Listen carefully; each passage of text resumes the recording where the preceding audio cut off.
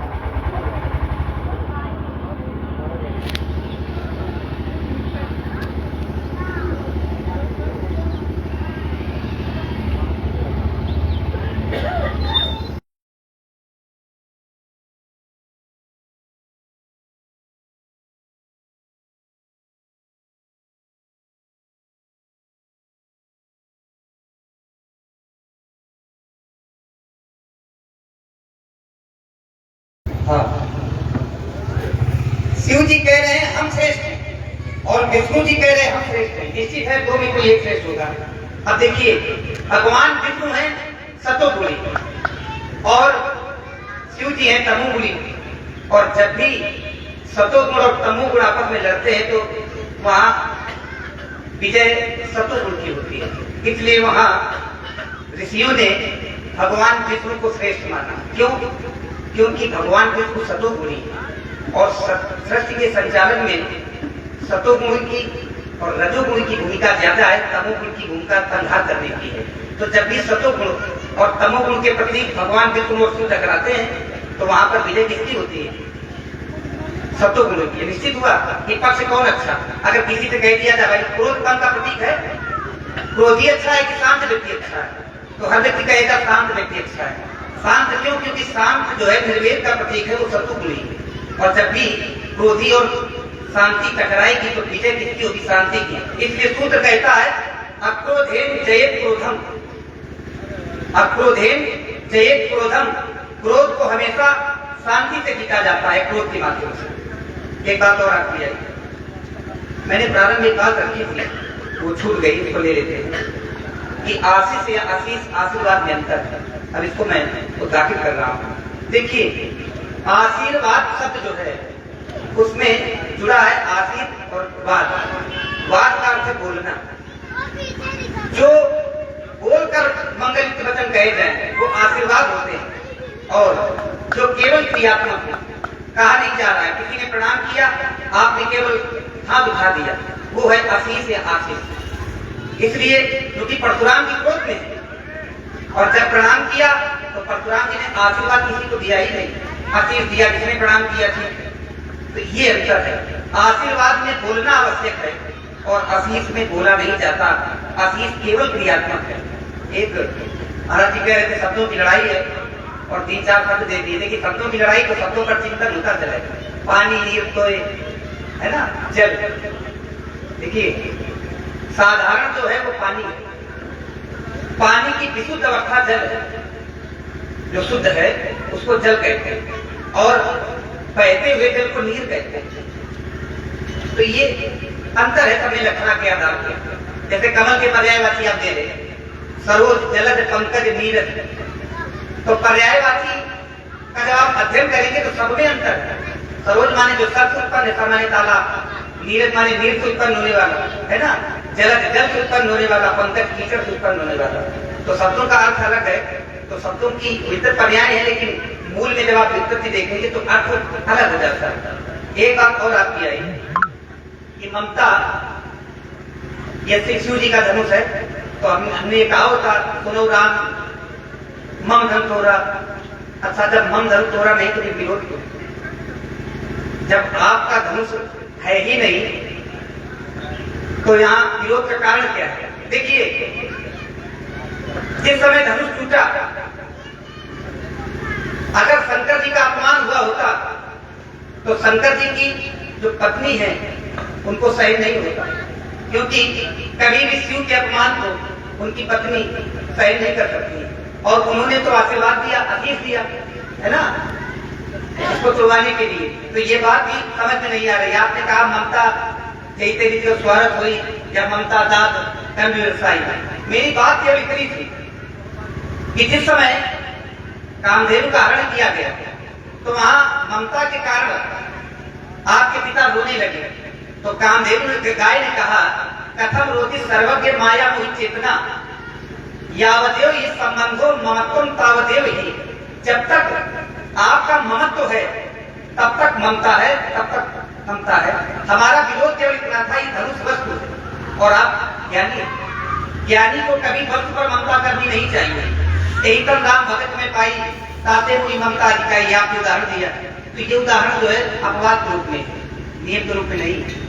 और ज्ञानी को वस्तु पर ममता नहीं है, धनुष तो वस्तु है। तो विरोध का कारण केवल, मेरी बात कहने का कारण केवल यही था कि वस्तु पर ममता नहीं करनी चाहिए, क्योंकि भगवान कहते हैं जननी जनक बंधु सुधारा तन धन भवन सुहित परिवारा, सबके ममता ताग बटोरी मम पद मन ही मान बटोरी। ये जो ममता नस्लों के प्रति है, जननी जिसका जन्म हुआ है उसका नष्ट होना निश्चित है। पिताजी का जन्म हुआ है, एक बात और जो है, एक बात और जब छोड़ दिया जाता है तो नहीं, आप तो ऐसे महापुरुष हैं। आपने कहा कि श्रद्धा है, बहुत अच्छी बात याद आ गई। तो क्या कभी श्रद्धा नफर से होती है या देव सर्वभूतेश?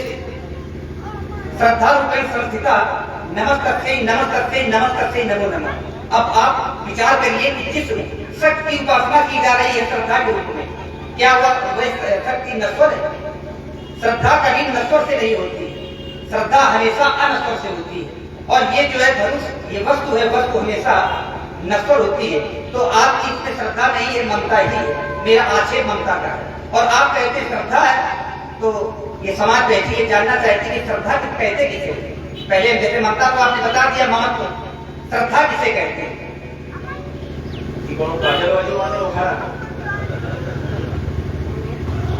पैसे का पकेगा और ये बोल के और पके जा रहे हैं, कह रहे हैं ये वस्तु है। धनुष क्या है? वस्तु है। पूजा वस्तु की होती है कि व्यक्ति की होती है? पूजा वस्तु की होती है कि व्यक्ति की होती है? राजा जनक के यहाँ देवराज से लेकर के आज तक कि मैं धई धरती श्रेष्ठे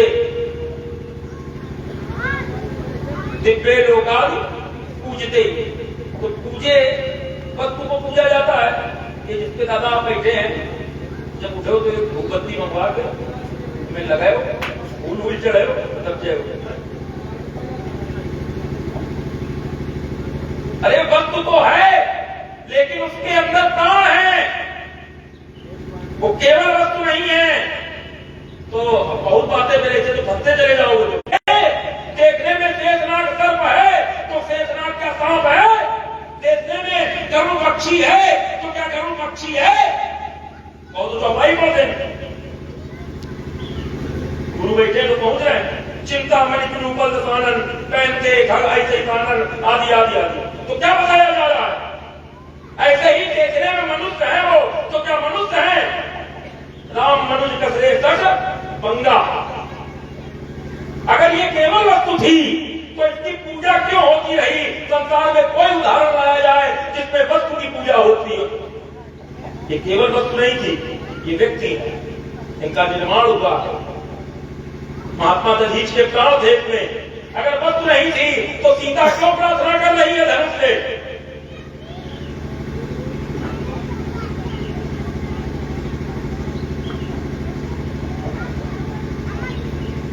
प्रजापति कसासु के पुत्र हैं जितने संसार में अस्तित्व है। किसके? प्रजापति कसासु के। इनकी दो माताएं हैं, एक का नाम है जया, एक का नाम है सुप्रभा। प्रजापति कसासु के पुत्र हैं, ये सब मंत्रयुक्त हैं, इन सब में जीव है। बस बात ये है कि जो इनका प्रयोग करना जानता है उनके लिए ये वस्तु नहीं है, व्यक्ति है। और जो ऐसे ही अल्पज्ञ हैं उनके लिए वस्तु है। सूर अनेकों फिरे पदमागत, पै पर सूर को स्वाद कहाँ है? झांझ अनेक बजावती है, पर मीरा मतवारी की झांझ कहाँ है? राम कथा कितनों ने लिखी, पर तुलसी सी मर्याद कहाँ है? लेकिन नरसिंह बसे प्रतिखम्भन में, प्रगटावन को प्रहलाद कहाँ? वस्तु अगर है तो पूजनीय नहीं होना चाहिए। व्यक्ति थे, तुमने कहा जिसका निर्माण हुआ है, जो उत्पन्न हुआ है, जो पैदा हुआ है, वो मरेगा। हाँ, पिताजी पैदा हुए हैं तो मरेंगे, अपने आप मर जाए, कोई समस्या नहीं। लेकिन पिताजी को कोई मार डाले और मारने वाले के लोग ये कहें अरे वो तो संसार में आए, मरना ही है, ऐसे आगे चल के राजा बनकर राज चलाई हो। भाई धनुष टूट जाता अपने आप तो ये बात अलग थी, लेकिन धनुष तोड़ा गया है। राज समाज आज कई तोड़ा, ये तोड़ा गया है, तोड़ने में बल का प्रयोग है, इसको तोड़ा गया है। क्या अर्थ करने से आशीर्वाद का? आशीर्वाद, बात माने बोलना, आशीर्वाद माने बोल के दिया जाएगा। मुनिकहु राम दंडवत कीना, और आशीर्वाद विप्र पर दीना। और क्या आशीर्वाद दिया ये नहीं नीचे लिखा।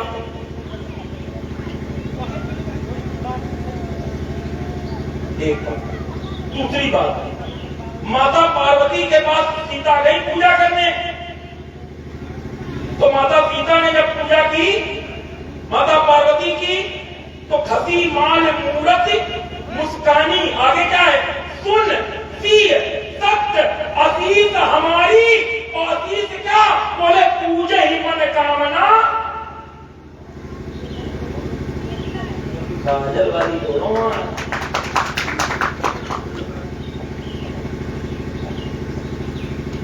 तो वहां पर क्या हुआ? अतीत और आशीर्वाद जहां तुमने बताया है वहां आशीर्वाद दिया गया, लेकिन मुंह से नहीं कहा गया। और यहां तुमने स्पष्ट किया है आशीष माने केवल हाथ उठा देना। होता है ऐसा नहीं, तुम गलत कह रहे हो, लेकिन कह दो केवल ऐसा ही होता है, वही गलत है। आप सही हैं, ये ठीक है, लेकिन सामने वाला पूरा गलत है, ये कहना गलत है। आपकी बात ठीक है, व्याकरण कहता होगा, सारी बातें होंगी, लेकिन जहां पर हम तुम खड़े हैं, अगर इस पर चर्चा होगी तो ये क्या है? जाना पुराण निगमागम सम्मतम। हमारे पास है, इसका कोई प्रमाण है? हमारा अहंकार काहे में था? धनुष में था, और धनुष टूट गया और प्रमाण मिला। रघुपति के करब करुआई, सुर मुनि वरण केर कदराई। और कहां चले गए? कहां चले गए? धनुष में। धनुष में थे कि नहीं थे? धनुष नष्ट, तो जो चढ़े वो भी नष्ट, जो चढ़े वो भी नष्ट। तो भगवत के गर्भ, गर्भ माने अभिमान, अहंकार, गर्वाई भारी अभिमान जो हमें धनुष पे था, वो धनुष टूट गया, अर्थात हमारा गर्भ नष्ट हो गया। और जब नष्ट हो गया तो फिर लक्ष्मण कैसे कह सकता है कि परशुराम जी के अहंकार को छोड़कर?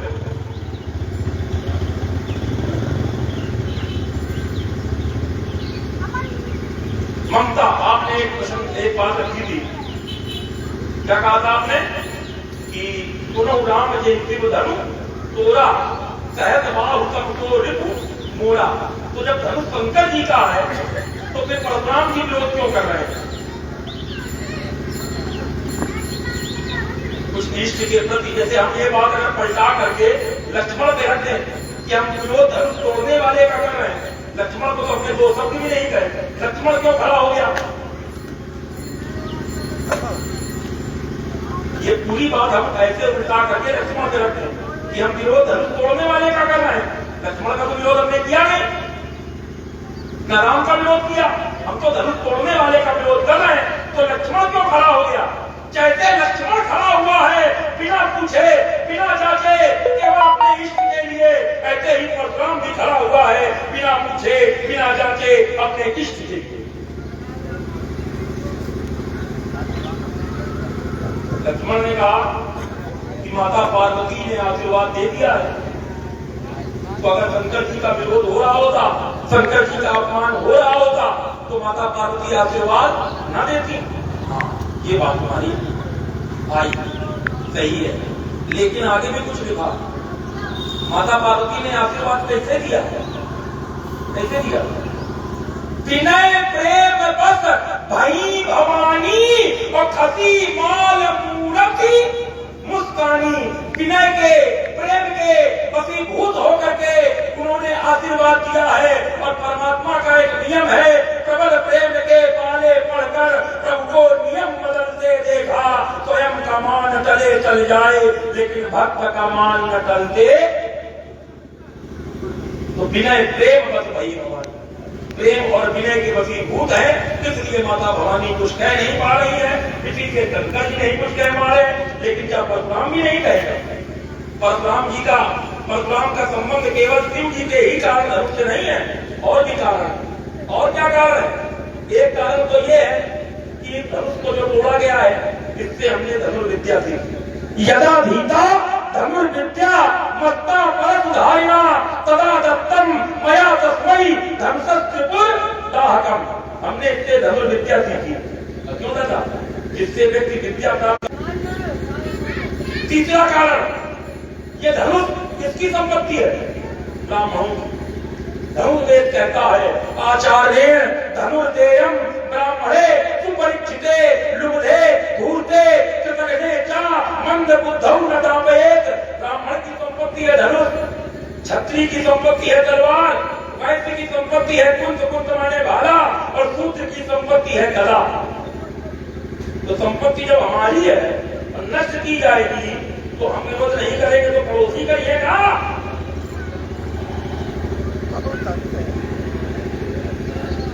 तुम बता रहे हो धनुष तोड़ने वाला बड़ा धर्माचारी है, बड़ा अच्छा है, धनुष तोड़ने वाला धर्माचारी है।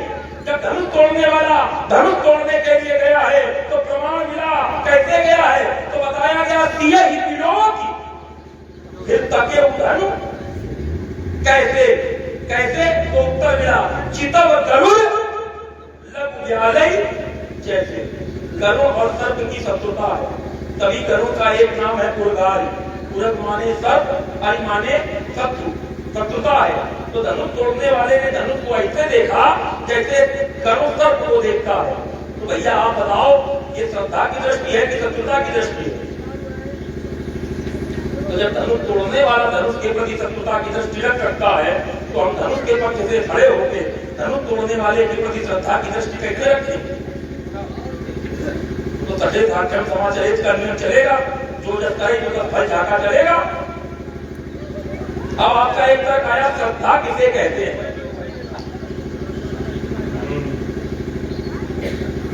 श्रद्धा किसे कहते हैं? साधन चतुष्टय के अंतर्गत बताया जाता है, साधन चतुष्टय संपन्नाधिकारिणाम मोक्ष साधन भूत तत्व विवेक प्रकार पक्ष्याम। तो उसमें छठ संपत्ति आती है, सम तम उपरम तितिक्षा श्रद्धा समाधान। छठ संपत्ति में श्रद्धा आती है। बोले श्रद्धा क्या है? तो बताया गुरु वेदांत वाक्याधिक श्रद्धा इति श्रद्धा। गुरु के वेदांत के वाक्यों में जिसकी निष्ठा हो वही श्रद्धा। अब मेरा तर्क यह है कि श्रद्धा किसकी पत्नी है?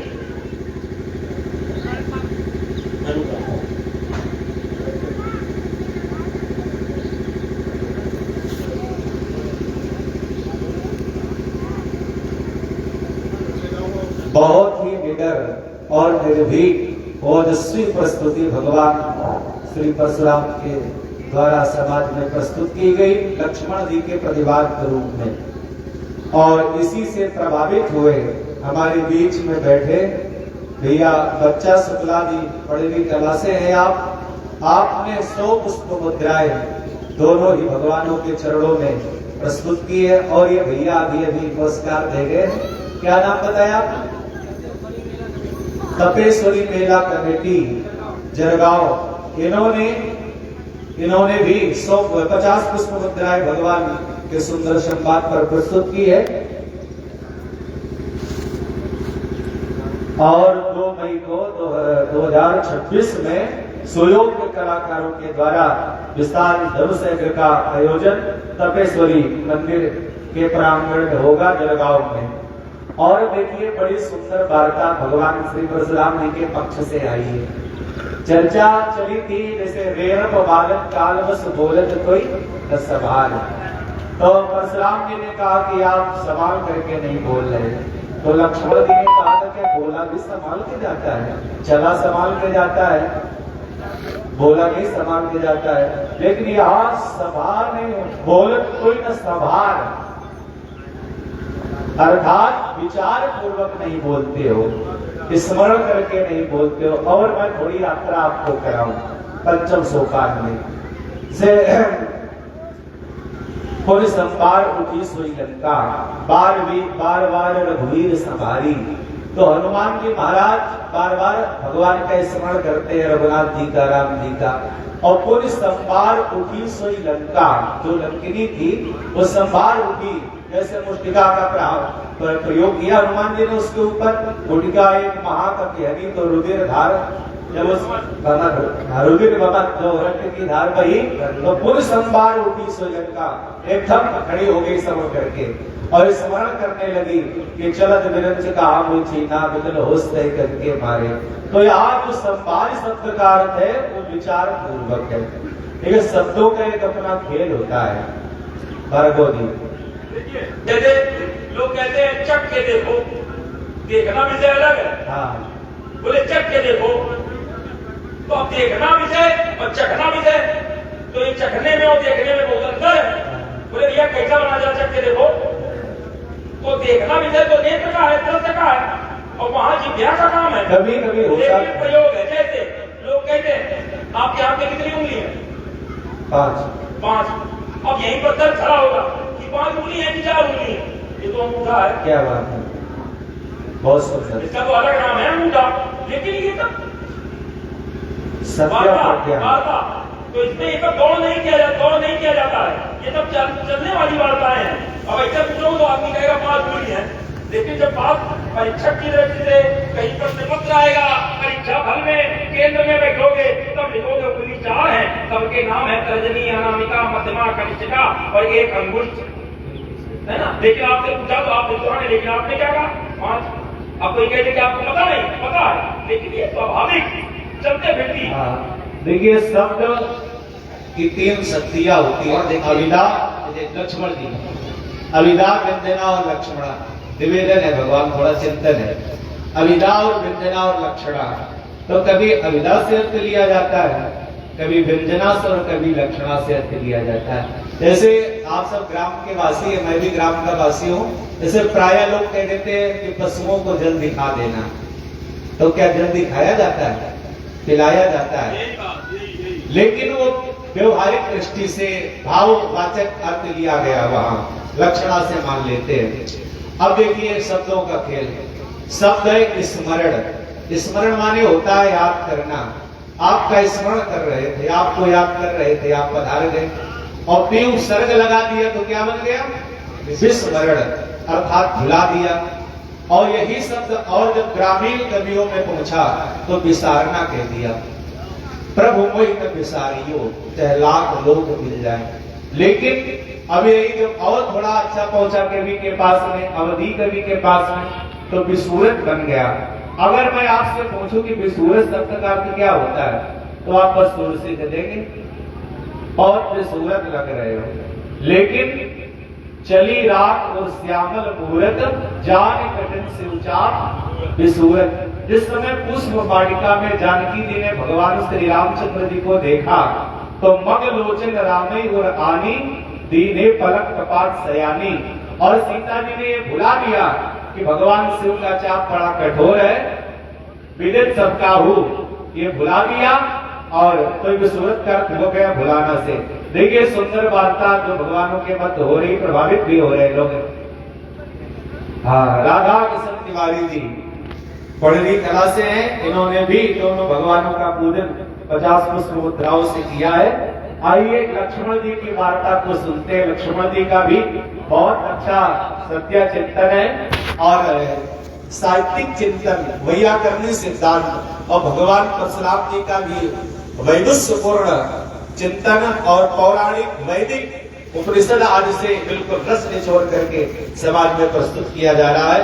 आइए सुनते हैं लक्ष्मण जी के वक्तव्य को। देखिए,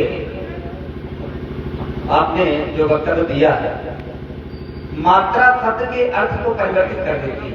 पहले भागवत जी का एक शब्द ले लें। मैंने कहा था आशीष जो है, जो चर्चा चल रही है, छूटे ना। आशीष क्रियात्मक है और आशीर्वाद जो है बोला जाता है।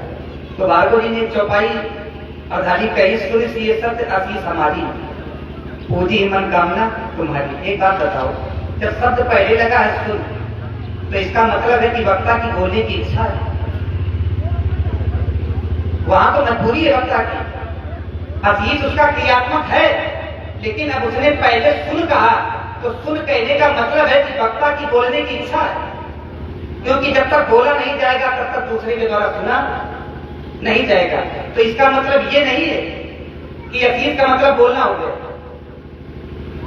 सुन सी ये शब्द आशीष हमारी, पूजी है मन कामना तुम्हारी, ये शब्द माता के द्वारा बोले गए। तो जब माता के द्वारा बोले गए तो बोलना एक अलग क्रिया हो गई, इसीलिए माता ने वहां कहा है सुन, लेकिन आशीष फिर भी क्रियात्मक है। खसी माल मूर्त मुस्कानी, आप ये भी सांकेतिक है ना। तो आशीष जो है क्रियात्मक है, आशीर्वाद में वध शब्द जुड़ा है और वध शब्द वध धातु जुड़ने से उसका अर्थ हो गया बोलना। एक बात आपने कही, वो चौपाई थी, आशीर्वाद पिता का हित तब देना है ना, आशीर्वाद देना, लेकिन क्या आशीर्वाद देना। बस ये बात देखिए, अब यहाँ कभी ने उसका उल्लेख नहीं किया। जैसे मुनिको राम दंडवत कीना, आशीर्वाद विप्रवर्तीना, और आगे नहीं लिखा कि क्या आशीर्वाद दिया गया। ठीक उसी प्रकार सुन बोले परस धरई अपमाने, जब सुनी मुनि बचन लखन मुस्काने और बोले परस धरई अपमाने। अब भागवत जी बता रहे लक्ष्मण जी बोले क्या? हाँ, अपमान, ये तो बात की बात हो गई। बोले परस धरई अपमाने, किस बात पर आपको अपमान लगा, ये तो बात की व्यवस्था है। केवल इसीलिए कि तुमको बोलना नहीं चाहिए, उनके खड़े हुए बोले, और केवल तुम्हारा बोलना ही अपमान का दोषक है, यही है। कोई बोल करके इतनी क्षमता इतनी क्षमता है, कौन सा अपमान? यही है। और एक आपका शब्द था संभार, माने आपने क्या कहा? स्मरण। संभार माने स्मरण नहीं होता। स्मरण इकार अगर लग जाएगा रा में, शब्द बनेगा संभार या संभारी। देखना मैं दे रहा हूँ जी, नहीं ये सामाजिक है, शब्द का चिंतन है। दीन दयाल बिंदु संभारी, हरहु नाथ मम संकट भारी। और वहां शब्द क्या है? पूरी संभार उठी जो लंका और चोरी पानी करी बिने सशंका। संभारी राम इकार है ना, इकार ने शब्द के अर्थ को बदल दिया। संभार का मतलब है संभलना, संभार। लेकिन जहाँ संभारी है या संभारी है ना, वहां अर्थ उसका है स्मरण से। दीन सीधा आपके द्वारा किया गया था कि तू संभाल के बोलता नहीं, तो मैंने कहा था संभाल के बोला नहीं जाता, क्योंकि विवेक से बोला जाता है। बोलू वचन विवेक विचारी, है ना, बोलना विवेक के अर्थ में है। तो ये सब बातें हैं। एक बात मैंने ये कही थी कि श्रद्धा कभी नश्वर से होती है, ये वस्तु है, ये नश्वर है। और मैंने कहा था श्रद्धा कभी नश्वर से होती नहीं। उसका कोई यथोचित उत्तर नहीं प्राप्त हुआ। कि श्रद्धा, अच्छा ये वस्तु है, अब देखना वस्तु की परिभाषा, जिसमें जड़ तो है वो वस्तु है। आप उसको वस्तु देखते ऐसे ना देखिए, बड़ी सरल बात है कि उस शब्द पर चिंतन की आवश्यकता है, अनुभव आपको ज्यादा है, इसलिए प्रस्तुतिकरण आपका बहुत अच्छा है, सच्चाई है। अनुभव के माध्यम से प्रस्तुतिकरण तो बहुत अच्छा है, बिल्कुल सच्चाई है, लेकिन शब्द पर जब आप चिंतन करेंगे, जो मैं कहना चाहता हूँ जी, अनुभव ज्यादा है वो तो उसमें कोई शंका नहीं, लेकिन अनुभव दबाव नहीं बन रहा है कि आप केवल हमको अपने अनुभव से दबा रहे हैं। अनुभव वहां दबाव है कि हम बोल गलत रहे हो और तुम केवल हमारा सम्मान कर रहे हो। हमारा अनुभव जो है वो शास्त्रोक्त है, वो हमारा प्रमाणित है, इसलिए हमारा अनुभव तुम्हारे ज्ञान पर भारी पड़ रहा है। शास्त्रोक्त है, मानस को क्या तुम समझे हो? मानस कैसे समझ में आएगी पता है? मानस को समझने के लिए क्या करना पड़ेगा? केवल पढ़ने में समझ में आ जाएगी। श्रद्धा का संबंध हाँ है ना, और देखिए वहां से बात प्रमाणित होगी। श्रद्धा का संबंध, श्रद्धा शब्द की प्रतीति, मैंने कहा था श्रद्धा की परिभाषा क्या मैं बता रहा हूँ। श्रद्धा शब्द जो है, श्रद्ध धातु से जब धा जोड़ता है तो श्रद्धा की निष्पत्ति होती है। श्रद्ध का अर्थ ही है जो शब्द की प्रतीति, और शब्द कभी नश्वर नहीं होता। इसलिए मैंने कहा था कि आपने परिभाषा पढ़ी थी, पूर्व वचन वेदांत वाक्य को श्रद्धा पिता सब है तो पिता के समान, पिता के समान रुकत नहीं लगेगा, ना कि पिता, हाँ पिता के समान हाँ, ना कि पिता। सब समझो लड़ाई क्या चल रही है? आदर की पिता कम देखा, पिता के समान ना कि पिता की तरह, माने ना कि पिता तो कम तो है, रूपिणों तो है, श्रद्धा विश्वास रूपिणों, लेकिन पर कभी नहीं खड़ा है श्रद्धा किसकी पत्नी है।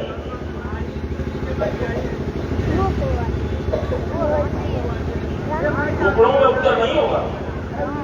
सचिव सत्य श्रद्धा प्रिय नारी, किसकी नारी है? तीर्थराज प्रयाग की पत्नी का नाम है श्रद्धा, मंत्री का नाम है सत्य, सचिव सत्य श्रद्धा प्रिय नारी, तीर्थराज प्रयाग की पत्नी का नाम है श्रद्धा। अगर श्रद्धा से होता क्या है? ज्ञान मानव में क्या होता है? श्रद्धा बिना धर्म नहीं हुई। अच्छी बात करोगे, हमको महात्मा नहीं है कि जबरदस्ती करे। अच्छी बात है, दोनों हाथ उठा के स्वागत है, प्रतिद्वंदी हो, या तो हम चित्त होंगे या तुम चित्त होगे।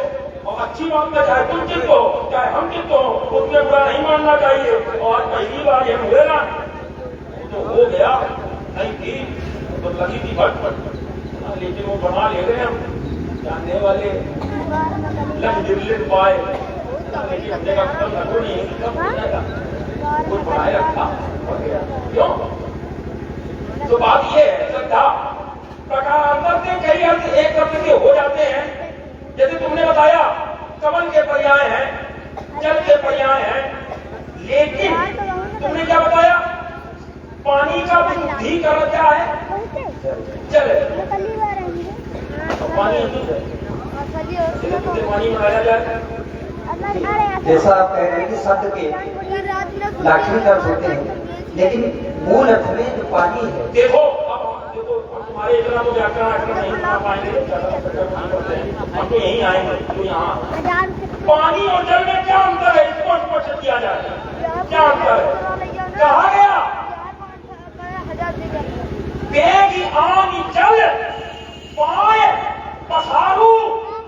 क्या कहा गया कि जल लेके आओ, मेरे पैर पसारो, लेकिन लाने वाला क्या बनाया? पानी का ढौता भारी नहीं आवा।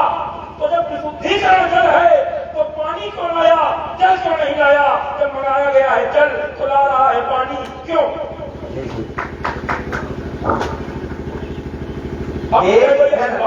दीजिए बेग आज जल पाए पखारू, क्योंकि वहाँ गंगा के जल की बात है, और शुभ और अशुभ सही सब सुरसर को अपनी बिना काई। अब बताओ दूसरी जगह गंगा के जल को पानी कहा जाए, क्योंकि पानी की विशुद्ध अवस्था जल है।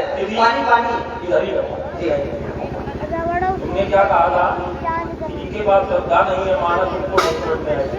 मान लो जिनके पास श्रद्धा नहीं है तो हमको मानस नहीं समझ में आएगी। जे श्रद्धा संबल रहित दरवाजा खुला है, जिन्हें नप्रिय रघुनाथ मानस समझने के लिए 3 प्रकार श्रद्धा, संत का साथ, रघुनाथ की कृपा या रघुनाथ का प्रेम, तब मानस समझ में आएगी। अपनों उससे मंगाया गया जल, लेकिन वो भगवान के जलों से नहीं निकला है, उस पानी से उसने पैदा। बहुत सुंदर। फिर ये क्यों कहा गया पद पखारी जल पानी?